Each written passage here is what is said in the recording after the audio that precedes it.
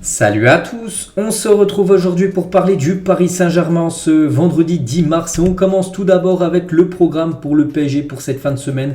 Donc aujourd'hui, vendredi, entraînement, il y aura aussi la conférence de presse de Christophe Galtier avant le match demain où le PSG ira défier l'équipe de Brest. Donc ce sera le premier match depuis cette élimination de Ligue des Champions mercredi dernier, là, il y a 2 jours contre l'équipe du Bayern Munich. Et le programme du PSG, donc là il y a Brest samedi, après c'est comme un gros programme pour le PSG. Donc il y aura l'équipe de Rennes au Parc des Princes, puis après il y aura la trêve internationale, puis dès le retour en gros de la compétition, il y aura l'équipe de Lyon, l'équipe de Nice et l'équipe de Lens au programme pour l'équipe du PSG. Donc maintenant de toute façon il ne reste plus que le championnat pour cette équipe du Paris Saint-Germain, on espère quasiment que des victoires et voilà, une fin de saison, voilà, malgré qu'elle sera une fin de saison morose, mais on espère ramener un petit peu de hype pour le PSG, parce que là c'est que la hype a beaucoup descendu depuis l'élimination en Ligue des Champions. Et concernant ce match demain contre l'équipe de Brest, à noter que Marquinhos et Nordi Mukiele sont forfaits ce week-end pour le match du PSG face à Brest. Ils sont sortis sur blessure lors du match contre le Bayern. Ils sont forfaits, c'est sûr, demain. Concernant Bichobu, lui est incertain, il a reçu une béquille. Donc pour l'instant, j'ai pas encore le groupe de cette rencontre demain contre l'équipe de Brest. Donc s'il n'est pas là, les gars, Bichobu. Donc Kimpembe étant déjà à l'infirmerie, Danilo et Sergio Ramos seront les seuls dispo à pouvoir évoluer en défense centrale. C'est qu'il y a un gros problème aussi actuellement au niveau blessure. Il y a beaucoup de Parisiens blessés actuellement. Toujours avec le Paris Saint-Germain, donc Nasser, les gars, le président est très en colère et très déçu du nouvel échec du Paris Saint-Germain en Ligue des Champions. Donc il est déçu comme tout le monde, comme les supporters, comme tout le monde bien sûr, tous ceux qui suivent le PSG, tout le monde est déçu de cet nouvel échec en Champions League dès les huitièmes. Donc une réunion sera tenue aujourd'hui pour décider du futur de Christophe Galtier à la tête du club.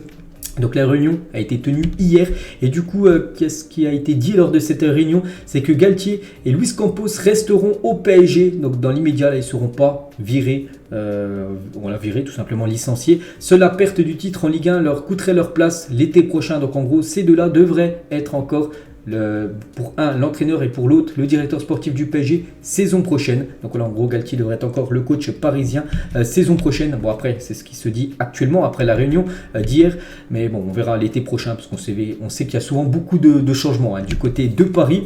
Et Luis Campos n'est pas menacé dans l'immédiat. En revanche il sera très attendu sur le prochain mercato estival parce que c'est lui, directeur sportif, c'est lui qui gère on va dire un petit peu l'espace mercato du côté du PSG, quelque chose qui est très important. Et en gros s'il nous refait le même flop qu'il a fait lors du dernier mercato estival, on se souvient la dernière ça a été un mercato estival, Hugo Ekitike, Renato, Fabien Ruiz, Carlos Soler, pour moi il n'y a aucun qui a été bon cette saison. Donc voilà, s'il nous refait un mercato honteux, pour lui ça sera fini, vraiment il joue son poste sur le prochain mercato estival où il va devoir attirer du beau monde. Et donc lui il est toujours engagé à 100% dans son travail avec le PSG sur les projets à moyen ou long terme. Il n'y a aucun changement de prévu dans ses plans. Son objectif est de faire remporter la Ligue des Champions à Paris, c'est ce qu'on espère, mais bon on sait que c'est très compliqué, c'est échec sur échec et ça fait beaucoup de mal quand même pour cette équipe du PSG pour moi le PSG devrait viser quasiment en saison, une demi-finale de Ligue des Champions. C'est vrai que des fois tu peux faire une moins bonne saison, aller au pire en quart, mais voilà, finir en huitième là, 2 saisons de suite, c'est pas possible. Même sur les 7 dernières éditions, je crois 5 fois, il y a eu l'arrêt dès les huitièmes, c'est pas possible. Le PSG doit viser au moins les demi-finales de la Ligue des Champions chaque saison, ça doit être ça l'objectif. Puis là, voilà, c'est un échec vu que ça a été arrêt en huitième. Bref, pour revenir les gars sur Campos, je l'ai dit, le mercato serait très important pour lui, s'il veut rester directeur sportif du club. Donc a déjà avancé ses pions pour le prochain mercato. Donc un autre défenseur central en plus de Skriniar, qui devrait revenir, ça c'est une bonne nouvelle, et un autre décès devrait arriver au club. Le nom de Pau Torres revient souvent. Voilà, Pau Torres qui est un défenseur espagnol de Villarreal. Au milieu, les pistes Sangaré et Manu Koné sont ciblées et le PSG veut tenter le coup pour Bernardo Silva. Donc voilà, Bernardo Silva qui est là, on va en parler tout de suite de Bernardo. Donc le PSG devrait prochainement soumettre une nouvelle offre pour Bernardo Silva.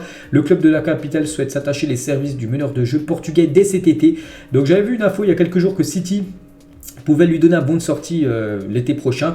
Donc City en demandait 65 millions d'euros pour Bernardo Silva. Je trouve que voilà, c'est vraiment une très bonne occasion à saisir pour le Paris Saint-Germain. Donc voilà, Silva, et je pense qu'il rentrerait parfaitement dans l'équipe parisienne déjà. Ce qu'il faut actuellement au PSG, je l'ai dit tout le temps les gars, c'est des joueurs qui mouillent le maillot. Lui il mouille le maillot. City, il l'a mouillé avant du côté de Monaco, c'est un joueur qui court beaucoup. Donc voilà, il court beaucoup dans ses clubs, sélection portugaise. Il le fera du côté de Paris. Donc il viendra, il touchera peut-être un beau salaire, mais voilà, il donnera tout ce qu'il sait faire. Donc je trouve que ça peut être vraiment une très belle recrue, ce genre Bernardo Silva. À voir, ça va se faire. Hein. Je sais que le joueur rêve de Liga, du FC Barcelone. Après, le PSG a ses chances, hein, bien sûr, de le recruter. Et ce joueur aussi, les gars, peut être vraiment, j'allais totalement son arrivée. C'est Victor Osimhen et Campos. Hein. On va rencontrer l'agent de Victor Osimhen pour discuter d'un éventuel transfert au Paris Saint-Germain. Le dossier s'annonce bien sûr compliqué, puisque l'attaquant nigérian rêve de Première Ligue. Mais bon, c'est compliqué, mais pas impossible. Hein, c'est ça surtout ce qu'il faut retenir. Après, bien sûr, ça sera très très cher. Hein. Victor Osimhen, après la saison qu'il vient de faire du côté de Naples, je pense que ce serait au moins 150 millions d'euros. Le PSG a les fonds, mais s'ils mettent cette somme-là, il faudra absolument de toute façon laisser filer des gros salaires. Voilà, parce que déjà, moi, je veux deux joueurs qui quittent le club. C'est Messi et Neymar. J'espère que ces deux-là quitteront le club, parce que c'est les deux des plus gros salaires du club. Et voilà, pour moi, le PSG doit les laisser filer, garder bien sûr Kylian Mbappé et avoir un numéro 9, parce qu'actuellement au PSG, il n'y a pas de numéro 9. Il y a Hugo Ekitike qui n'est pas, voilà, il n'est pas assez bon pour le PSG. C'est parce que Mbappé, Messi, Neymar, pour moi, c'est pas des numéros 9. Il faut un numéro 9 comme à l'époque avec Cavani, un joueur qui reste dans la surface, un joueur en point de fixation devant qui va te mettre des buts de la tête. Regardez, le PSG marque jamais des buts de la tête avec ses attaquants. Ça arrive de temps en temps avec Ramos, Marquinhos, mais avec les attaquants, personne. Il nous faut un attaquant comme ça du côté du PSG et un attaquant comme Zlatan, Cavani à l'époque, hein, qui plantait beaucoup de buts. C'est pour ça que Victor Osimhen, vraiment, je pense que ça peut être très bien pour le PSG. Après, bien sûr, ça sera compliqué parce que le joueur lui rêve de jouer en Première Ligue. Mais comme j'ai dit, compliqué, mais pas impossible. Concernant les départs, donc il y en a qui devraient quitter le club et on espère tous. Hein, le PSG ouvrirait la porte au départ de Juan Bernat et Carlos Soler en cas d'opportunité. Donc Bernat, maintenant, il y a Nuno Mendes qui est devant lui, hein, en tant que défenseur gauche. Hein, voilà, Bernat joue très très peu. Donc voilà, je pense que le mieux c'est un départ. Carlos Soler, bon, il faut absolument qu'il quitte l'équipe. Et Hugo Ekitike pourrait également faire l'objet d'un départ. On espère que ce soit un prêt ou qu'il soit vendu, j'en sais rien. Mais voilà, Hugo Ekitike, on a pu le voir, voilà, c'est très faible, hein, quand même pour le PSG. Dans le PSG, les gars, il ne gagnera pas la Ligue des Champions avec un joueur comme Hugo Ekitike. Voilà, quand tu vois, tu le fais rentrer contre le Bayern. Voilà, tu fais rentrer, c'est bien, mais voilà, tu sentais qu'il n'y a rien à se passer, puis il ne s'est rien passé, bien sûr, avec ce joueur. Je pense qu'encore trop jeune, hein, peut-être d'ici 4-5 ans, quand il aura pris beaucoup d'expérience, tout ça, ok, mais là, à l'instant T, les gars, c'est trop léger pour l'équipe du Paris Saint-Germain. On est tous d'accord. Concernant Léo Messi, donc il semble très difficile de voir Lionel Messi prolonger au PSG. Pour moi, une bonne nouvelle parce que je ne veux pas qu'il prolonge du côté de Paris, hein, même s'il y en a qui aimeraient qu'il reste. Pour moi, je pense que le PSG doit se séparer de Léo Messi pour reconstruire quelque chose d'autre, parce que s'il reste, Neymar reste, ça fera encore pareil la saison prochaine. Ce sera une élimination encore en huitième, tout ça, et on dira voilà, il faut laisser partir. Non, il faut vraiment que là, frapper le poing sur la table et dire voilà, il faut laisser filer ces joueurs-là. En plus, c'est des gros salaires et investir voilà, sur des joueurs que j'ai parlé juste avant, les gars. Donc, il y a ces deux joueurs, hein, Osimhen et Bernardo Silva. Plein d'autres joueurs aussi peuvent être des bonnes opportunités pour l'équipe parisienne. Donc voilà, Messi, les gars, ne devraient pas prolonger. Bonne nouvelle. Enfin, pour moi, je trouve que c'est une bonne nouvelle. Le désir de la famille du joueur est de retourner à Barcelone. Hein.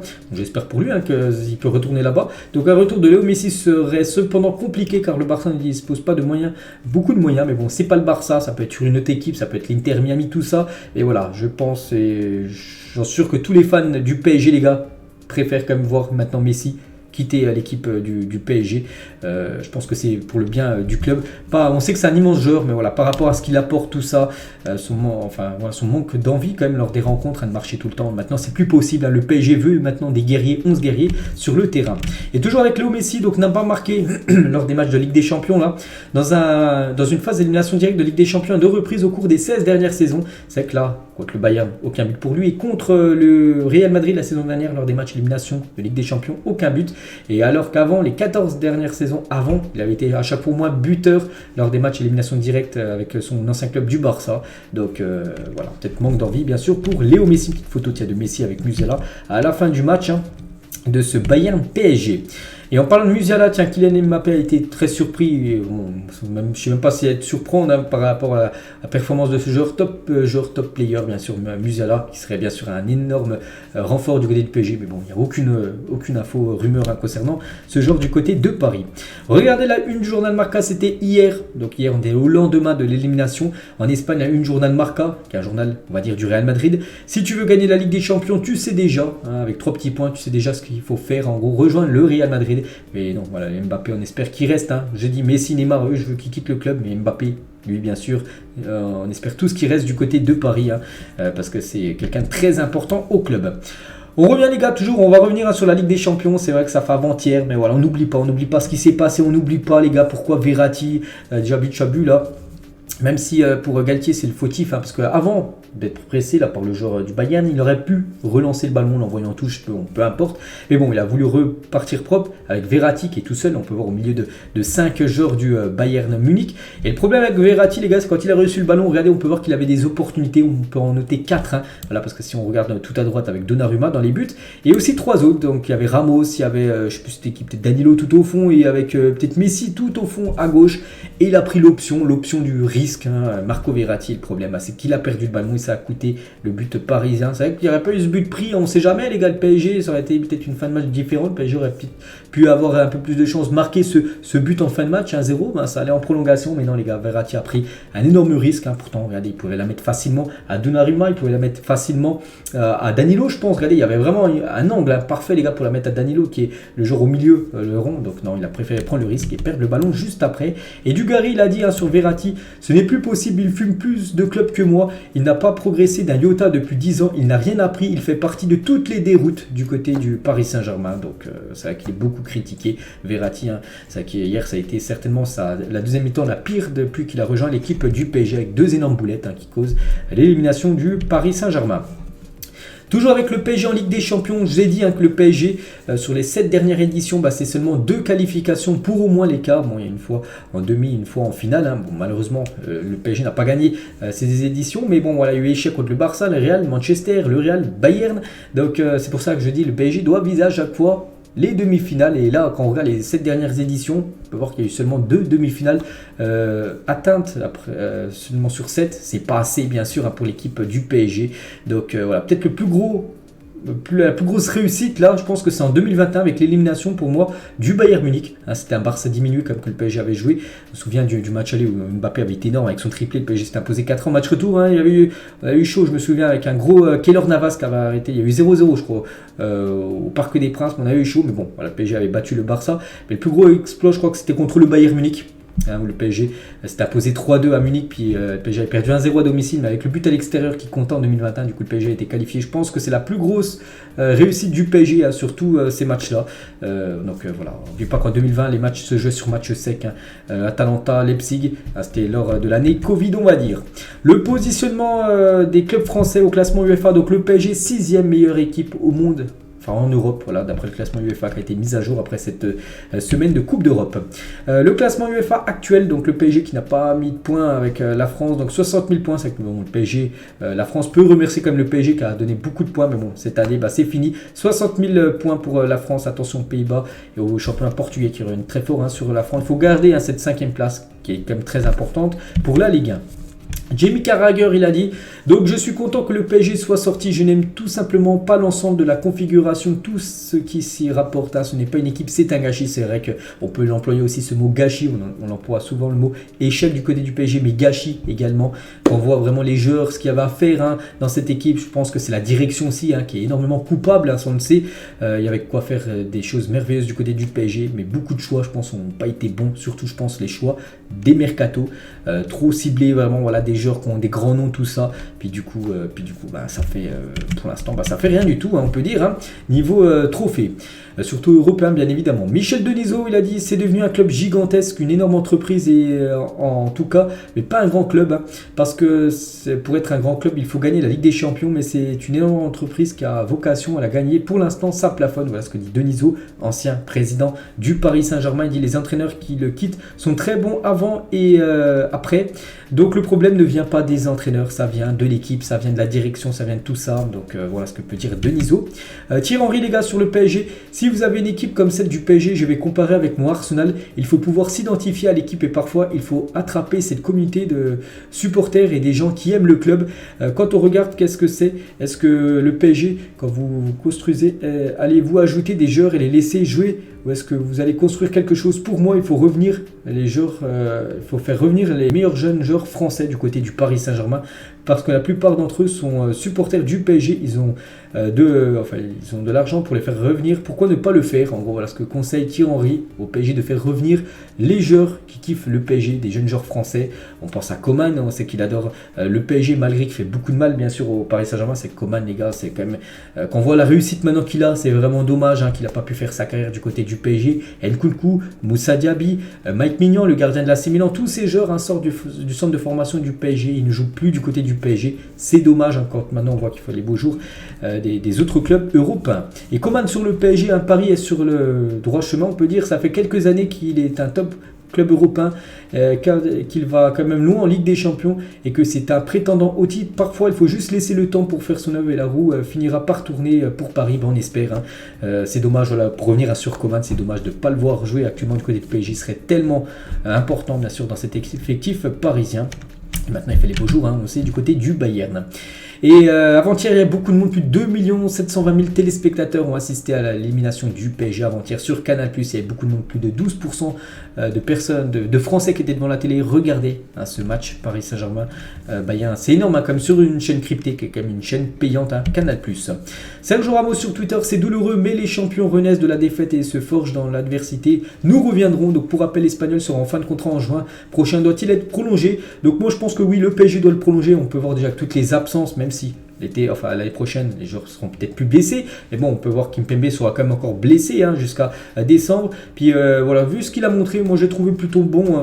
Sergio Ramos, par exemple, lors du match, vraiment, s'il y aurait eu un but du PSG, ce serait lui d'y aller sur les corners, alors que les autres, personne ne peut sauter tout ça. Donc oui, je pense que le PSG doit prolonger au moins d'une année de plus. Sergio Ramos, contrairement à Messi et Neymar, qui quittent le club, je le répète. Et concernant Ramos, il faudra attendre quand même les dernières semaines de la saison et les opportunités offertes au club, ainsi que l'évaluation du niveau de jeu de Sergio Ramos pour déterminer avec plus de certitude si sa prolongation de contrat est envisageable au PSG. Comme j'ai dit, le PSG doit le prolonger. Kimpembe, il va encore manquer début de saison prochaine. Puis pour une saison, je pense que le PSG doit le prolonger, parce que quand on voit des joueurs, des anciens joueurs, peut-être ils sont âgés, mais vu ce qu'ils performent, comme Henri Di Maria, les gars qui restent sur 4 buts en 2 matchs d'Europa League, donc il n'a pas été prolongé au PSG, pourtant lui voulait rester du côté de Paris.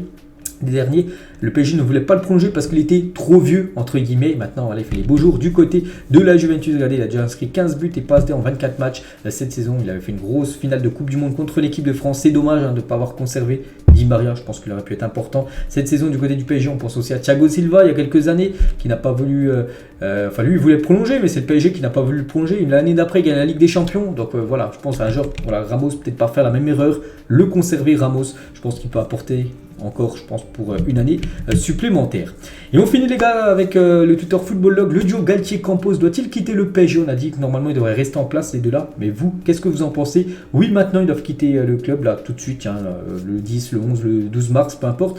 Oui, en juin, l'été prochain. Non, si on est champion. Non, dans tous les cas, il faut absolument les garder. Quasiment 6000 votants et la plupart ont mis oui maintenant, comme sur 6000 votants. Donc 3000 ont mis oui, il faut qu'ils soient virés tout de suite là. Bon, moi j'ai pas mis non plus oui maintenant, j'ai mis oui en juin. Pour moi en juin, les deux doivent sauter de la direction du Paris Saint-Germain. Donc voilà les gars ce qu'il y avait à dire aujourd'hui. J'espère que ça vous a plu. Donc on se retrouve demain. On fera l'avant-match de ce Brest PSG prévu demain soir. Bonne journée à vous et à demain.